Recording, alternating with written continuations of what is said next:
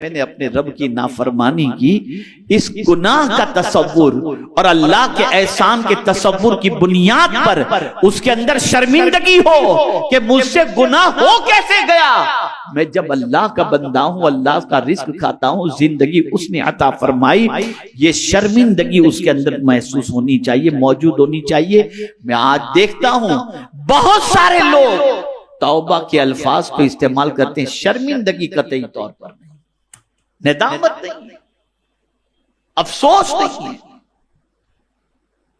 बस ये सुन लेते हैं कि ये पढ़ लो अल्लाह गुनाहों को माफ कर देगा, बस पढ़ लेते हैं। अंदर से कोई शर्मिंदगी नहीं है, अंदर से कोई गुनाहों के एहसास नहीं है। तो सच्ची तौबा यह है कि वापसी का तसव्वुर हो और जिस गुनाह से तौबा कर रहे हो उससे उसकी तरफ कभी जाने का ख्याल भी अब ना आए, इस तसव्वुर के साथ तौबा करो। फिर शर्मिंदगी ये दूसरी शर्त है। और तीसरी शर्त ये है, जिस सबब से तुम गुनाह में गिरफ्तार हुए थे वो सबब छोड़। मोबाइल की वजह से गुनाह में गिरफ्तार हुए थे, कोई चीज देखकर मोबाइल के अंदर तुम गुनाह में गिरफ्तार, छोड़ दो उसे, अब वो चीज नहीं देखो, वो ऐप डिलीट कर दो, उस गुनाह की तरफ ना जाओ। जिस दोस्त की वजह से गुनाह में गिरफ्तार हुए थे छोड़ दो उस दोस्त को। जिस लड़की की वजह से गुनाह में गिरफ्तार हुए थे छोड़ दो उसे। जिस जगह पर गुनाह में गिरफ्तार हुए थे छोड़ दो उस जगह पर जाना। जब तक कि ये नहीं करोगे उस वक्त तक सच्ची तौबा नहीं, सच्ची तौबा नहीं। मुझे याद आ रहा है हजरत अब्दुल्ला इब्ने मुबारक रज़ी अल्लाहु मौला तबारक व तआला अन्हु एक नौजवान को देखते हैं, रास्ते के एक किनारे पर खड़े होकर के वो रो रहा है, गिरियोजारी कर रहा है। हजरत अब्दुल्ला इब्ने मुबारक रज़ी अल्लाहु तआला अन्हु ने समझा या तो इसके पैसे गुम हो गए हैं या किसी के इंतजार में खड़ा है और आने वाला अभी तक पहुंचा नहीं, जिसकी वजह से वो रो रहा है। तो आप उस रोते हुए बंदे को देखते रहे। काफी देर के बाद वो बंदा न वहां से हिला और न कोई उससे मिलने आया, उसकी आंखों से आंसू वैसे ही जारी थे। तो हजरत अब्दुल्ला इब्ने मुबारक रज़ी अल्लाहु तआला अन्हु पहुंचे, उसकी पीठ पर हाथ रखा, वो पलट कर देखा। हजरत ने फरमाया, बेटा क्यों रो रहे हो? सुनिए आप सच्ची तौबा किसे कहते हैं। उसने कहा, हुजूर, हजरत अब्दुल्ला इब्ने मुबारक ने फरमाया, क्या तेरे पैसे गुम हो गए या किसी का इंतजार तू कर रहा है, उसको आने में ताखीर हो रही, किस वजह से रो रहा है? कहा, नहीं हुजूर, न पैसों का मसला है न किसी और का मसला है। अब आपने पूछ लिया तो बताता हूं कि मैं क्यों रो रहा हूं। रो इसलिए रहा हूं, यही वो जगह है जहां पर मुझसे एक जमाने पहले एक गुनाह सरजद हो गया था, इसी जगह पर। आज जब मैं यहां पहुंचा तो मुझे वो गुनाह याद आ गया। अब ये जमीन गुनाह मेरा लिख चुकी है, ये जमीन गुनाह पर मेरी गवाह है। मैं रो इसलिए रहा हूं कि मेरे आंसुओं से उस गुनाह के धब्बे को मिटा दूं, आंसू से उस गुनाह के धब्बे को मिटा दूं, ताकि गुनाह का निशान खत्म हो जाए। ये अल्लाह वालों की सोच है। आज का नौजवान अपनी कॉलेज लाइफ को याद करके कहता है, कितनी अच्छी जिंदगी कॉलेज की थी, क्या एंजॉय करते थे, क्या मौज मस्ती करते थे। आज का नौजवान ये कह रहा है, आज के लोग ये कह रहे हैं। अफसोस, जो गुनाह करके खुशी मनाता हो उसका ईमान खतरे में है, ईमान खतरे में। हज़रत अबू उमामा रज़ी अल्लाहु तआला अन्हु ने रसूल आज़म सल्लल्लाहु अलैहि वसल्लम से दरियाफ्त फरमाया, या रसूल अल्लाह सल्लल्लाहु तआला अलैहि वसल्लम, मोमिन कौन है? मोमिन कौन है? तो रसूल आज़म सल्लल्लाहु अलैहि वसल्लम ने इरशाद फरमाया मोमिन के बारे में। सरकार सल्लल्लाहु अलैहि वसल्लम फरमाते हैं, सररत का हसनतुक वसाअत का सय्यअतुक फअंत मुमिन। सरकार सल्लल्लाहु अलैहि वसल्लम फरमाते हैं जिसको उसकी नेकी खुश कर दे और गुनाह बेचैन कर दे, बस वो मोमिन है। गुनाह करके वो बेचैन हो जाए, गुनाह करके परेशान हो जाए, गुनाह करके उसका चैन खत्म हो जाए और नेकी करके उसे खुशी हो। सरकार सल्लल्लाहु अलैहि वसल्लम फरमाते इज़ा सर्रत का हसनतुक वसाअत का सय्यअतुक फअंत मुमिन। जो नेकी करके खुश हो और गुनाह करके नाराज हो, गुनाह करके गमगीन हो जाए, सरकार फरमाते हैं वो मोमिन है। क्या आज का मुसलमान गुनाह करके अफसोस करता है? नहीं नहीं नहीं। ये मुसीबतों के बादल जो मंडला रहे हैं, ये तकालीफ के अंदर जो मुसलमान घेरा हुआ है, उसकी वजह यही है। कुरान कह रहा है कि क्या सूझता नहीं, साल में 1 या 2 बार आजमाए जाते, फिर भी तौबा नहीं करते, फिर भी नसीहत हासिल नहीं करते। अब आइए मैं आपको बताऊं, कोई तौबा कर ले तो क्या हो? हाय हाय, कुर्बान जाइए मेरे आका की अजमत पर और मेरे रब के कर। नाफरमान पलट कर आए तो इतनी जल्दी खुशी नहीं होती। आपकी दुकान का कोई मुलाजिम छोड़ के चला गया, जुर्म किया था आपका और छोड़ कर चला गया और सामने आएगा तो आप कहेंगे आइंदा इधर नजर मत आना, इसलिए कि वो आपका मुजरिम है। कि नहीं मेरे करीम तेरी अजमतों पर कुर्बान, उसका कोई गुनहगार बंदा जिसको हदीस मुबारका में आकाए करीम सल्लल्लाहु अलैहि वसल्लम ने बयान फरमाया बड़े प्यारे अंदाज में कि आकाए करीम सल्लल्लाहु अलैहि वसल्लम इरशाद फरमाते हैं गुनहगार जब तौबा करता है, पलट कर अपने रब की तरफ आता है, तो मौला कितना खुश होता है। उस खुशी को सरकार ने एक मिसाल के जरिए समझाया और इरशाद फरमाया एक शख्स सयाहत का शौकीन था, सैर और सयाहत के लिए निकलता था। वो निकला, सामान सफर, ज़ादे सफर, खाना पानी अपनी सवारी पर रखा और सैर और सयाहत करते हुए निकल गया। सैर और सयाहत के लिए निकल गया, जंगल में पहुंचा और जंगल में पहुंचने के बाद एक दरख्त के नीचे थका हुआ था और दरख्त के नीचे वो आराम के लिए सोया। आंख खुली तो उसका सामान सफर यानी उसकी सवारी भी गायब और सामान सफर भी गायब। अब आप मुझे बताओ, जंगलों बयाबान के अंदर जहां कोई दुकान नहीं, कोई मकान नहीं, कोई दूसरी चीज नहीं, कोई चीज मिलने की कोई उम्मीद नहीं, एक ज़ादे सफर था यानी सवारी थी और उसके ऊपर खाने पानी का इंतजाम था। जब वो वहां से गायब हो जाए तो आदमी की जिंदगी कैसी हो जाएगी? सरकार फरमाते सल्लल्लाहु अलैहि वसल्लम अब वो बंदा तलाश करता है लेकिन उसकी सवारी उसे कहीं नहीं मिलती, चलता रहता है, थक के चूर हो जाता है और सरकार फरमाते सल्लल्लाहु अलैहि वसल्लम कि वो ये सोचता है कि अब तो मौत ही हमारा इस्तकबाल करेगी। ये सोचकर एक दरख्त के नीचे सो जाता है। तवज्जो चाहूंगा, एक दरख्त के नीचे सो जाता है। जैसे ही उसकी आंख खुलती है तो क्या देखता है? निगाहों के सामने सवारी भी मौजूद है और सवारी पर जितना सामान था वो भी मौजूद। तवज्जो चाहूंगा, गुमी हुई सवारी वो भी जंगलों बयाबान के अंदर जब उस बंदे को मिल जाए तो उस बंदे को कितनी खुशी होगी? होगी कि नहीं होगी? आप जवाब देना, होगी ना। मेरे आका सल्लल्लाहु अलैहि वसल्लम फरमाते हैं, मुस्लिम शरीफ की हदीस है, सरकार सल्लल्लाहु अलैहि वसल्लम फरमाते जैसे ही उस बंदे ने अपनी सवारी को देखा तो खुशी में उसके अल्फाज क्या निकले? अल्लाहुम्मा अंता अब्दी व अना रब्बुक। खुशी में उसको ख्याल नहीं रहा कि क्या बोल रहा है। सवारी के मिलने पर खुशी में उसको ख्याल नहीं रहा कि क्या बोल रहा है। वो कहते हैं अल्लाहुम्मा अंता अब्दी, अल्लाह तू मेरा बंदा है और मैं तेरा रब। ये उसकी ज़बान से निकलता है।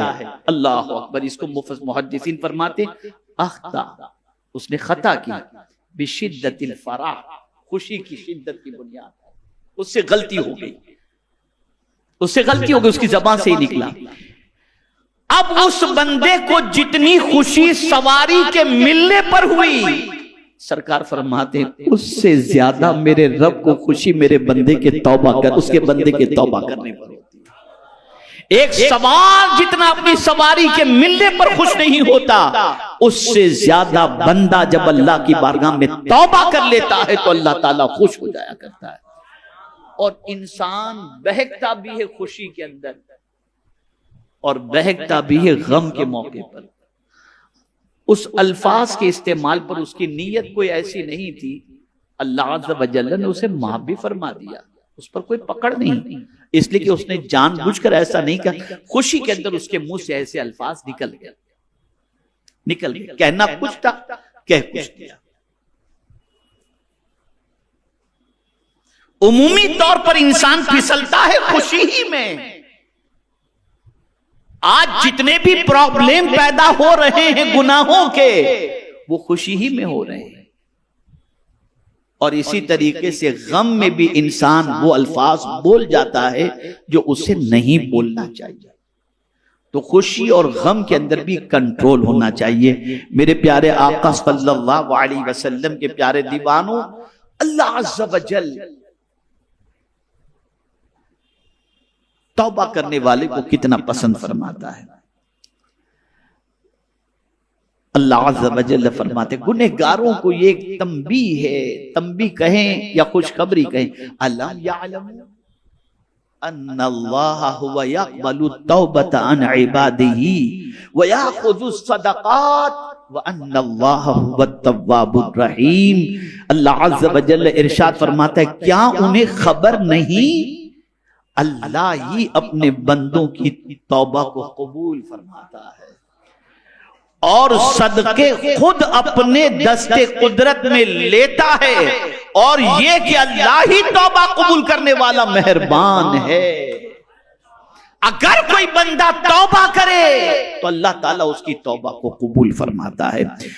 आपको मैंने कई आयतें इसके सिलसिले में, कल से मैं इसके पीछे लगा हुआ था, लेकिन अब मैं ये समझता हूं आयात की रोशनी में गुफ्तगू करने की बजाय मैं आपके सामने 3 वाकयात तौबा के लेकर के आता हूं, ताकि आपका ईमान थोड़ा सा पुख्ता हो जाए। और खास तौर पर हमारे बहुत सारे उलमा और तलबा यहाँ पर मौजूद हैं, मैं उनसे गुजारिश करूंगा, और बहुत सारे मुबल्लिगीन भी मौजूद हैं और बहुत सारे आबिदो जाहिद भी मौजूद हैं। अब जो बात अर्ज करने जा रहा हूं इसे गौर से सुनिएगा। और खास तौर पर हम जितने भी हैं अपने आप को आशिक़े रसूल कहते हैं, जवाब दीजिए, कहते हैं कि नहीं कहते? अब आइए आशिक़े रसूल कैसा होता है। हजरत सालबा रदियल्लाहु ताला बहुत जलील कद्र सहाबी, टोटल 16 साल की उम्र थी। कितनी उम्र थी? 16 साल की उम्र के थे हजरत सालबा रदियल्लाहु ताला, और हुजूर सल्लल्लाहु अलैहि वसल्लम के खादिम थे। सरकार सल्लल्लाहु अलैहि वसल्लम उन्हें काम सौंपा करते, वो दौड़ते, काम करते, घर जाते, लाते, बड़ी खिदमत में लगे रहते थे, बड़ी खिदमत में लगे रहते थे। आकाए करीम सल्लल्लाहु अलैहि वसल्लम हजरत सालबा रदियल्लाहु ताला अन्हा से बड़ी मोहब्बत फरमाते, बड़ी मोहब्बत फरमाते। जवान थे, 16 साल के थे। एक दिन हुजूर सल्लल्लाहु अलैहि वसल्लम ने किसी काम के लिए भेजा, वो तशरीफ ले गए। जिस रास्ते से गुजर रहे थे, इत्तफाक से उस रास्ते में उस जमाने के एतबार से एक ऐसा घर आया। उस जमाने में इस किस्म के घर थे, आज की तरह कबाड़, आज की तरह दरवाजे और ये पर्दों का मामला रहा करता था उस जमाने। एक घर के करीब से गुजरे, इत्तफाक से उस घर के अंदर एक औरत नहा रही थी। वो रास्ते से गुजर रहे थे, औरत नहा रही। हवा का झोंका आया और वो पर्दा हट गया, और जैसे ही पर्दा हटा अचानक उनकी नजर उस औरत पर जो नहा रही थी उस पर पड़ी। जैसे ही नजर पड़ी बस उनकी कैफियत बदल गई, रोने लगे, बहुत रोए। और फिर अपने आप से कहने लगे सालबा तू तो मुनाफिक हो गया, तू मुनाफिक हो गया। और फिर हजरत सालबा रज़ी अल्लाह ताला अन्हा रोते रोते ये कहने लगे मैंने तो अपनी आंखों से मुस्तफा का जलवा देखा है, मैं तो हुजूर का खादिम खास कहलाता हूं, मैं तो सरकार सल्लल्लाहु अलैहि वसल्लम की सोहबत में जिंदगी गुजारता हूं, मैंने ये आंखों से क्या देख लिया। चले गए पहाड़ की तरफ, निकल गए, रोते रहे, निकल गए। आका करीम सल्लल्लाहु अलैहि वसल्लम ने कुछ दिनों तक हजरत सालबा रज़ी अल्लाह ताला अन्हु को नहीं देखा। बुलाया हजरत फारूक आजम रज़ी अल्लाह ताला अन्हु को, फरमाया कहां है सालबा, नजर नहीं आ रहे। तलाश करने निकले फारूक आजम रज़ी अल्लाह ताला अन्हु, कहीं पता नहीं मिल रहा। ढूंढ ढूंढ के पूरे मदीने में थक गए, पूरे शहर में थक गए, कहीं पता नहीं मिल रहा। बाद में सोचा चलो जंगलों बयाबान की तरफ जाएं, देखें तो सही कहां गए। जब जंगलों बयाबान में तलाश करने निकले तो हजरत सालबा रज़ी अल्लाह ताला अन्हु का पता तो नहीं मिला उस वक्त, वो तो नजर नहीं आए, लेकिन एक चरवाहा नजर आया। हजरत फारूक आजम रज़ी अल्लाह ताला अन्हु ने फरमाया तुमने इस हुलिये के किसी नौजवान को देखा है? 16 साल, तवज्जो चाहूंगा, इस हुलिये के किसी नौजवान को देखा है? उस चरवाहे ने कहा नहीं देखा तो नहीं है, लेकिन इतना जरूर है कि फला गार के अंदर कोई शख्स इतना रोता है, इतना रोता है, इतना रोता है कि उसकी रोने की और हिचकियों की आवाज से हमारी तबीयत बेचैन हो जाती है। कहा वो कैसे हुलिये वाला है? उन्होंने हुलिया बताया। कहा अच्छा, कहा हाँ वो आता है कभी नीचे और आकर के हमारी बकरियों का दूध पीता है और फिर चला जाता है वहीं पर। कहा अच्छा तुम्हें मालूम है वो कब आएगा? कहा हाँ बस आने का वक्त हो गया उसका। थोड़ी देर के बाद हजरत सालबा वहां से आए, फारूक आजम रज़ी अल्लाह ताला अन्हु के साथ एक और सहाबी भी थे, दोनों छुप जाते। हजरत सालबा जैसे ही तशरीफ लाए, जब आ गए तो जैसे ही दूध उन्होंने हाथ में लिया तो जहां दूध मुंह से लगा रहे थे वहीं आंसू भी दूध के अंदर गिर रहे थे, आंसू भी दूध में गिर रहे थे। 40 रोज तकरीबन हो चुके थे उनको। फारूक आजम रज़ी अल्लाह ताला अन्हु देखा तो आवाज दी सालबा सालबा। कहा आप मेरे करीब ना आए, मैं मुनाफिक हो गया हूं, आप मेरे करीब ना आए, आप मेरे करीब ना आए। हजरत सालबा को फारूक आजम ने पकड़ लिया और फरमाया तू मुनाफिक नहीं हुआ, तुझे हुजूर ने याद किया है, चलो सरकार के पास लेकर के आए। तो इतने नातमा हो चुके थे, इतने कमजोर हो चुके थे हजरत सालबा रज़ी अल्लाह ताला अन्हु कि जिसकी कोई इंतहा नहीं। उनको बिस्तर पर रखा गया, वो लेटे हुए थे। सरकार सल्लल्लाहु अलैहि वसल्लम को इत्तला दी गई कि सालबा को हमने पा लिया, उन्हें लेकर के आया। कुर्बान उस सालबा की किस्मत पर। सरकार तशरीफ लाए, हजरत सालबा ने हुजूर को देखा, आंखों से आंसू जारी। हुजूर में मुनाफिक हो गया। कहा नहीं तो मुनाफिक नहीं हुआ। और उनकी सिचुएशन को देखकर सरकार सल्लल्लाहु अलैहि वसल्लम उनके सरहाने बैठते हैं और उनका सर अपनी गोद में ले लेते, उनका सर अपनी गोद में ले लेते। अर्ज करते हैं हुजूर में मुनाफिक हुआ, मुझसे बहुत बड़ी गलती। सरकार ने फरमाया नहीं, अल्लाह माफ फरमाने वाला है। और सरकार ने उन्हें तसल्ली दी। हुजूर सल्लल्लाहु अलैहि वसल्लम के रुखे ज़ैबा को देखते देखते देखते उनकी रूह कब्ज़ से अंसरी से परवाज हो गई। 16 साल अनजाने में एक निगाह औरत पर पड़ गई तो इश्क़े मुस्तफा की दलील उन्होंने ये पेश की कि जंगलों बयाबान में चले गए और कहने लगे कि मुस्तफा की मोहब्बत की बात और ये नंगी चीज नजर आ गई। आज क्या हो रहा है? आज ज़बान से तो आशिक नजर आएंगे लेकिन हकीकत में फासिक इल्ला माशाअल्लाह नजर आए। ये सिचुएशन कहां हैं हम? कहां हैं हम? हजरत सालबा की किस्मत पर कुर्बान कि जिनकी रूह कब्ज़ से अंसरी से परवाज की इस हाल में कि गोद में हुजूर के सर था और निगाहें मुस्तफा के चेहरे को देख रही थी। ये उस गुनाह का एहसास था, वो उस गलती का एहसास था, उस गलती पर तौबा थी जिसकी निदामत और जिसकी शर्मिंदगी की बुनियाद पर अल्लाह ने उस सच्ची निदामत की बुनियाद पर उन्हें वो मकाम अता किया कि मुस्तफा की गोद उन्हें नसीब हो गई। यह है सच्ची तौबा, यह है सच्ची तौबा। कभी शैतान वर्गलाता है, अरे इतने पाप कर लिए अब तौबा से क्या फायदा। नहीं, अल्लाह ने तौबा का दरवाजा इसीलिए बड़े लंबे अरसे तक खुला रखा है, बंद नहीं रखा। जब तक कि सूरज मशरिक की बजाय मगरिब से न निकले उस वक्त तक तौबा का दरवाजा खुला है, खुला है। आइए सुनिए आप, हजरत हसन बसरी रदी अल्लाह तआला अन्हु के दौरे पाक में, यहां जो मालदार हो ना वो जरा गौर से सुनिएगा। एक साहब थे जिनके पास बड़ी दौलत थी, बेइंतहा बेहिसाब दौलत थी। उनका इंतकाल हो गया। जवान बेटा था, बाप की मुफ्त की दौलत उसे नसीब हो गई। अब जाहिर सी बात है कि बाप भी न हो और मुफ्त के अंदर इतनी सारी दौलत मिल गई, बेहिसाब दौलत, तो अब खर्च कहां करे। पैर फिसल गए उसके और गुनाहों में उसने अपने बाप के पैसे को खर्च करना शुरू किया। मां बड़ी परहेजगार थी और मां जो है हजरत हसन बसरी अलैहि रहमा के वाज की महफिल में जाया करती थी। जो खवातीन घर बैठे इस वक्त गुफ्तगू को सुन रही हैं, उनसे मेरी गुजारिश है कि आप सुना करो, तफसीर कुरान भी सुना करो, उलमा के खिताबात को भी सुना करो और इसी तरीके से अपने ईमान को ताजा करने की कोशिश भी किया करो। वो हजरत हसन बसरी अलैहि रहमा की महफिल के अंदर जाया करती और बच्चे को समझाया करती कि मेरे बेटे तू ये सब गुनाह न कर, छोड़ दे छोड़ दे छोड़ दे। लेकिन बच्चा मानता नहीं था, पैसे का नशा था ना, बड़ा खतरनाक होता है ये, बड़ा खतरनाक होता है।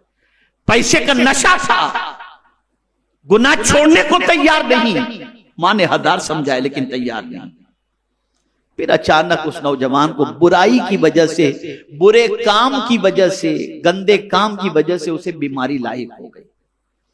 और ऐसी बीमारी लाहिक हुई कि जिस बीमारी की वजह से डे बाय डे उसकी सेहत गिरती चली गई, डाउन होती चली गई, यहां तक कि इतनी उसकी सेहत डाउन हो गई कि उससे लगने लगा कि अब मेरी मौत करीब है।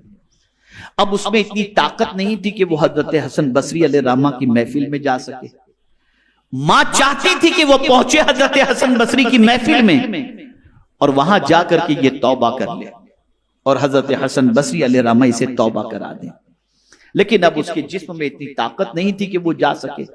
पहले मां कहती थी कि बेटा हसन बसरी की महफिल में चलो, और मैं आपसे भी गुजारिश करता हूं कि तन्हा ना आओ, लाओ अपनी औलाद को इस इज्तिमा के अंदर और हफ्तावारी इज्तिमा के अंदर, ताकि उनकी तबीयत भी दीन की तरफ माइल हो। मां ने बड़ी कोशिश की हजरत हसन बसरी अलैहि रहमा की महफिल में ले जाने की, वो कभी तैयार नहीं हुआ। लेकिन जब एकदम लास्ट स्टेज पे पहुंचा और उस नौजवान को लगा कि अब मेरी मौत करीब है, तो अपनी मां से कहने लगा, मां मुझे हजरत हसन बसरी की महफिल में ले जा, मैंने बड़े गुनाह किए, मैं तौबा करूंगा।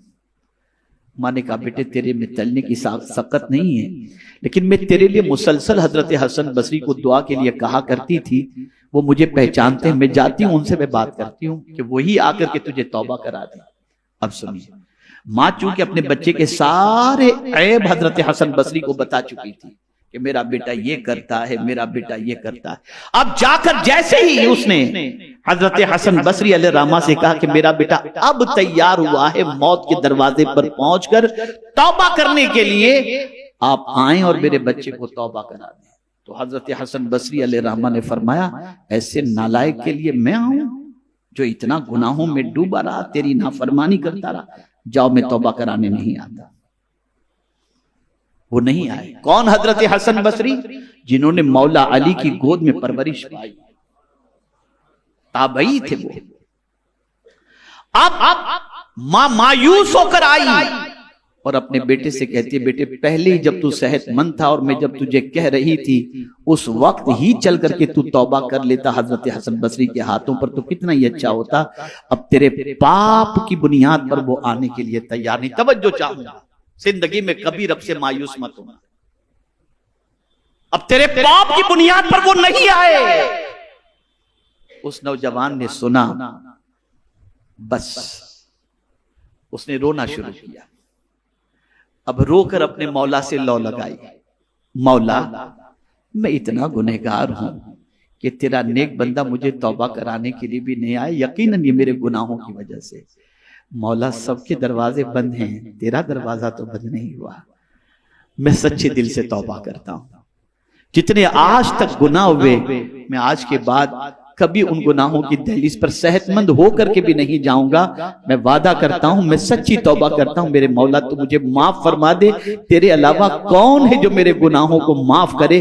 रोता रहा, रोता रहा, रोता रहा, अल्लाह की बारगाह में तौबा करता रहा, माफी मांगता रहा, यहां तक के तौबा करते करते उसकी रूह परवाज कर, उसकी रूह परवाज होने के बिल्कुल करीब पहुंच गई। तो उसने अपनी मां से कहा कि मां अब मेरी वसीयत सुन ले, मैं बहुत पापी हूं, मर जाऊं ना तो एक काम करना, मुझे अपने दुपट्टे से लपेट कर मेरी गर्दन में मुझे घसीटना। मुझे नहीं मालूम कोई मेरी नमाज जनाजा पढ़ाएगा भी कि नहीं पढ़ाएगा, और कोई आएगा कि भी नहीं आएगा। बस ये कहने के बाद उसकी रूह परवास कर गई।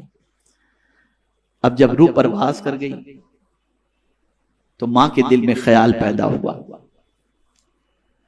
कि चलो इयादत के लिए हजरत हसन बसरी तौबा कराने नहीं आए, अब नमाज जनाजा पढ़ाने के लिए आ जाएं। गई मां वहां पर और जाकर के हजरत हसन बसरी से कहती है, मेरे बेटे ने दाई अजल को लब्बैक कह दिया, अगर आप उसकी नमाज जनाजा पढ़ा देंगे तो आपकी दुआ से मेरे बेटे की मगफिरत हो जाएगी। हुजूर आप चलें।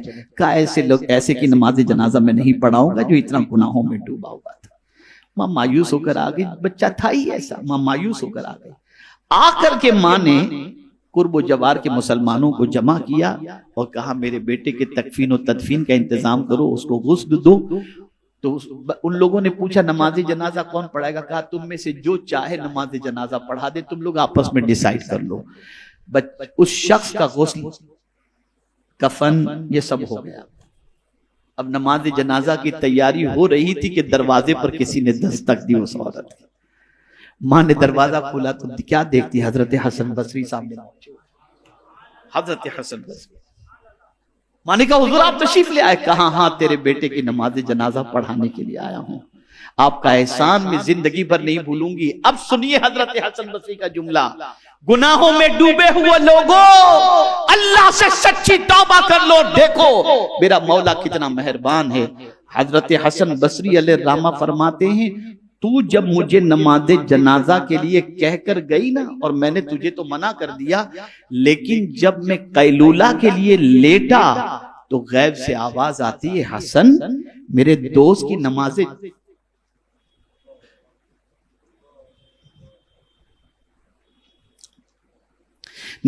जनाजा पढ़ाने से तुमने इनकार कर दिया, जाओ मेरे दोस्त की नमाज जनाजा पढ़ाओ। हजरत हसन बसरी अलैहिर्रहमत व रिज़वान आए और उस औरत से कहने लगे, ए खातून, अल्लाह ने तेरे बेटे को विलायत के मकाम पर अपनी दोस्ती का ताज अता फरमा दिया। अपने गुनाहों को न देखो, कुदरत के करम को देखो। वो बहुत करीम है, वो तौबा करने वाले को बहुत पसंद करता है, इतना पसंद करता है जिसकी कोई इंतहा नहीं। इसलिए सच्चे दिल से उसकी बारगाह में तौबा करो। एक और वाकया खास तौर पर मैं अर्ज करके अपनी गुफ्तगू खत्म करूंगा। हजरत ईसा अलैहिस्सलाम बहुत इबादत गुजार अपने आप को जो लोग समझते हैं, वो गुनहगारों को बड़ा हकीर समझते हैं। अब आप सुनिए, हजरत ईसा अलैहिस्सलाम के दौरे पाक के अंदर हजरत ईसा अलैहिस्सलाम एक जगह से गुजर रहे थे। एक राहिब पादरी, उसने हजरत ईसा अलैहिस्सलाम को देखा, दौड़ता हुआ आया, कदमों को चूमने लगा, बाजुओं को चूमने लगा, दस्ते करम को चूमने लगा और कहा, मेरी खुश नसीबी के हुजूर आपकी जियारत नसीब हो गई। हजरत ईसा अलैहिस्सलाम ने उसको दुआएं दी और दुआएं देकर आप तशरीफ ले गए। एक बड़ा पापी और गुनहगार दूर से जो है ये मंजर देख रहा था, लेकिन अपने गुनाहों की वजह से हजरत ईसा अलैहिस्सलाम के पास नहीं आया हाथ चूमने, पैर चूमने, और सोचने लगा मेरे जैसा पापी आदमी और इस नबी का हाथ पैर चूमूं, ये मैं इस काबिल कहां हूं। उसको एहसास था अपने गुनाह का। वो वहां से पादरी के पास आया, राहिब के पास आया और कहा आप कितने खुश नसीब हैं कि एक नबी के कदम को बोसा देने का शर्फ हासिल हुआ, दस्ते करम चूमने का शर्फ हासिल हुआ। मैं तो गुनहगार पापी, और मशहूर था गुनाहों के अंदर, मैं तो गुनहगार पापी था, इसलिए मैं उनके करीब नहीं आया कि मेरा गुनहगार वजूद उनका दस्ते करम चूमने का हक कहां रखता है। ये सोच करके वो परेशान था और कहा कि मैंने जो है इस वजह से उनके दस्ते करम चूमने के लिए मैं करीब, लेकिन तुम बहुत खुश नसीब हो। अब वो पादरी इबादत गुजार था ना, फौरन कहता है चल जा तू यहां से, बड़ा आया है तू मुझे बताने के लिए। अगर तू किसी वजह से जन्नत में चला भी गया ना, तवज्जो चाहूंगा जुमले पर, अगर तू किसी वजह से जन्नत में चला भी गया ना, तो तू जिस जन्नत में होगा उस जन्नत में मैं आऊंगा भी नहीं, मैं आऊंगा भी नहीं। ये उस इबादत गुजार को अपनी इबादत पर घमंड था और उसने ये कह दिया। इधर हजरत ईसा अलैहिस्सलाम पर अल्लाह अज़्ज़ व जल्ल ने इल्हाम फरमाया, वही फरमाई और फरमाया ऐ ईसा जाओ, वापस जाओ।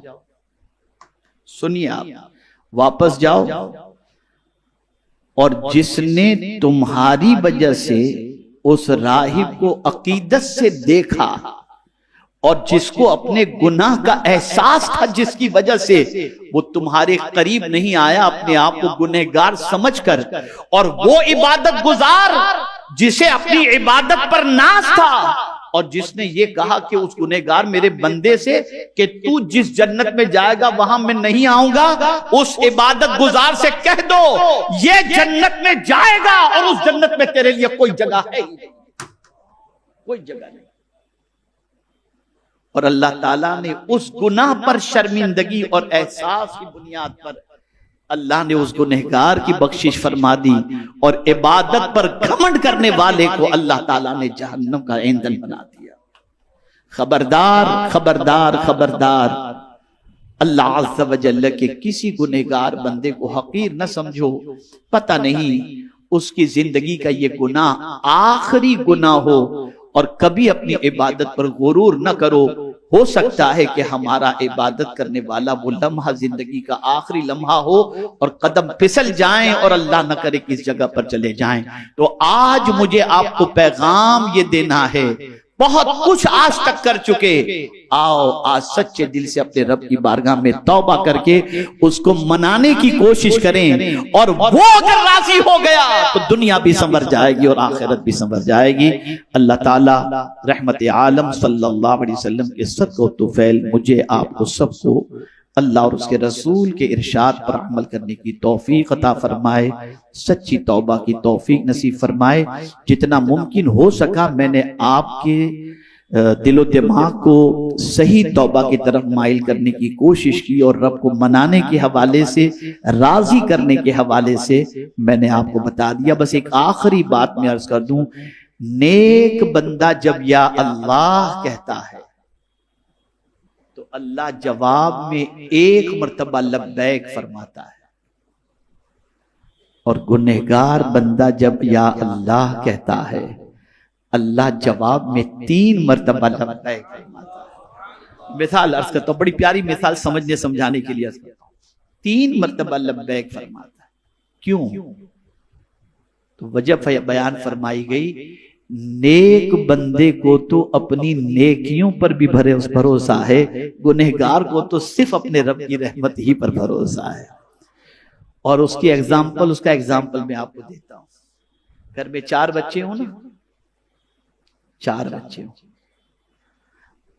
माँ बाप सबसे ज्यादा दुआ और सबसे ज्यादा उनकी तवज्जो और फिक्र अगर किसी बच्चे की तरफ होती है ना, तो नेक बच्चे की तरफ नहीं होती, भटके हुए की तरफ होती है, कमाता ना हो उसकी तरफ होती है। जिस किसी से मिलेंगे तो कहेंगे मेरे उस बच्चे के लिए दुआ करो। यार एक माँ बाप जब अपने गुनहगार बच्चे से इतनी मोहब्बत, तो उसका क्या है, वो बहुत करीम है, इसलिए उससे मोहब्बत करो, उससे उल्फत पैदा करो, उससे मायूस न हो जाओ, सच्चे दिल से तौबा करके आइए उसको मनाने की कोशिश करें। अल्लाह मुझे आपको सबको तौफीक नसीब फरमाए। व मा अलैना